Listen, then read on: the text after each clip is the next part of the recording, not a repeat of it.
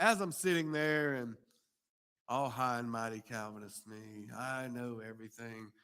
One of my teachers says, "Oh yeah, 2 Peter 2:1," and he quoted it, and I said, "I don't know how to deal with that text. I'll get back with you later." That hurt. But false prophets also arose among the people, just as there will be false teachers among you who will secretly bring in destructive heresies, even denying the master who bought them, bringing upon themselves swift destruction. Notice the false teachers bring upon themselves swift destruction. In other words, they're going to hell. Notice that they also deny the master who bought them. The word for bought in the Greek is agorazo. Is that familiar? That's the same word used in Revelation 5:9. Revelation 5:9 says, "And they sang a new song, worthy are you to take the scroll, to open its seals, for you were slain, and by your blood you ransomed," agorazo, people for God from every tribe and language and people and nation. At face value, this text seems to completely undermine everything I've just said for the last 40 minutes. This text seemed to say that Jesus bought, purchased, redeemed the false teachers, but they ultimately will go to hell because they didn't accept the free gift. However, there are numerous ways that Reformed theologians deal with this text. I'm going to give you mine first because I think it's the best. I'm going to be honest with you, though. I have not read anyone who agrees with me on this, but I talked to Pastor Mike, and he agrees with me, so that's all I need. I told him, I said, "Look, I need someone to agree with me. That way, if someone disagrees, I can be like, oh, we'll take it up with them. So therefore, you disagree, take it up with Mike." I believe that this text is dealing with the corporate aspect of the atonement and not the individual aspect.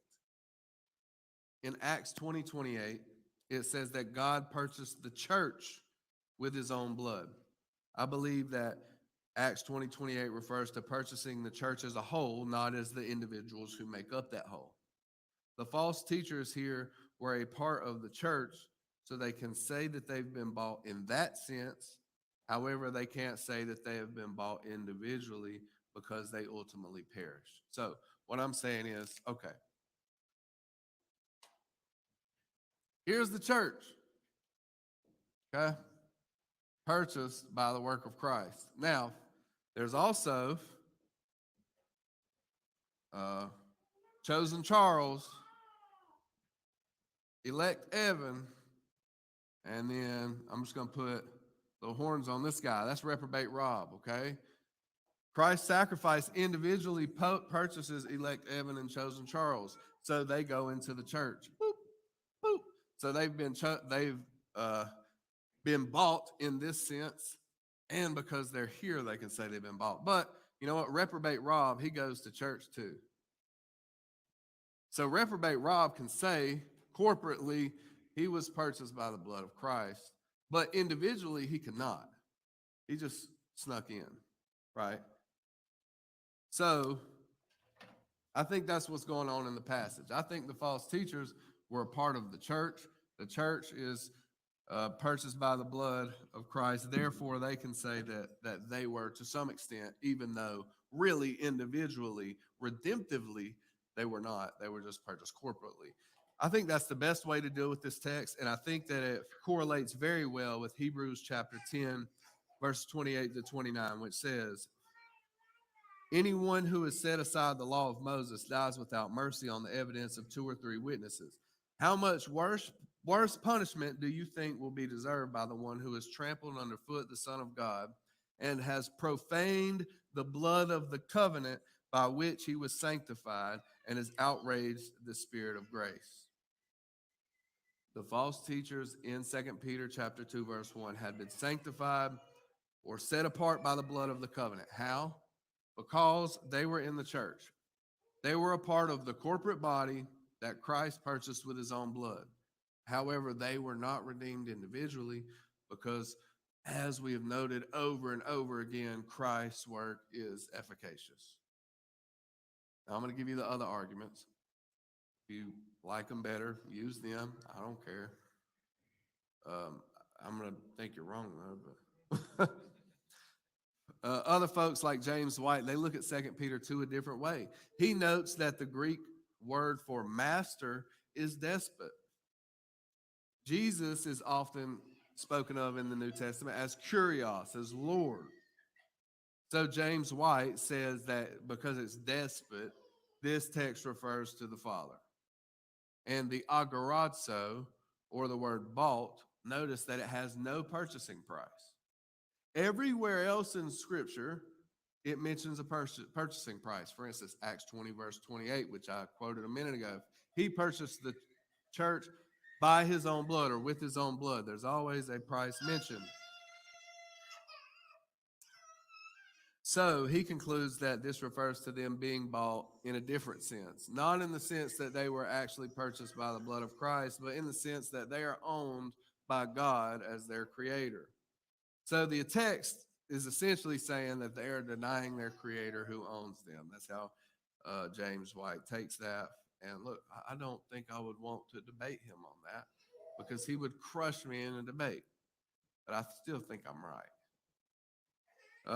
I'll read a quote from him, though, in case I have not articulated this properly.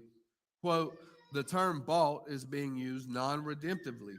Hence, Peter is not addressing the extent of the atonement, but is providing an Old Testament example, similar to Deuteronomy 32, verse 5 and 6, of a sovereign master, despot, who had purchased slaves and on that basis commanded their allegiance. Wayne Grudem says similar to what James White has said. Others like James Montgomery Boyce and Philip Graham Ryken in their book Doctrines of Grace, they say that this refers to the claim that they had been bought by Christ. They are denying the Lord who they claimed bought them. That's another way to look at it. Tom Schreiner, he just calls this phenomenological language. Again, I don't necessarily care which view you pick to exegete this passage, but I think that my view is the most consistent grammatically, exegetically, and theologically. Notice I don't have to add words. I don't have to add to say, I don't have to, add in they claim to have been bought. I don't have to do a deep dive in the Greek and say, oh, well, despot means this and no purchasing price that. I don't have to do that. I can simply say that the false teachers were purchased corporately and still affirm limited atonement because they had not been purchased individually, which is necessary for salvation. So when you say purchase corporately, you mean part of the visible church. Correct. Right, right. Makes So like in here, we could all look around at one another and say, Christ purchased you with his own blood. But I don't know everyone's heart in here, and I don't know who's chosen, who's not.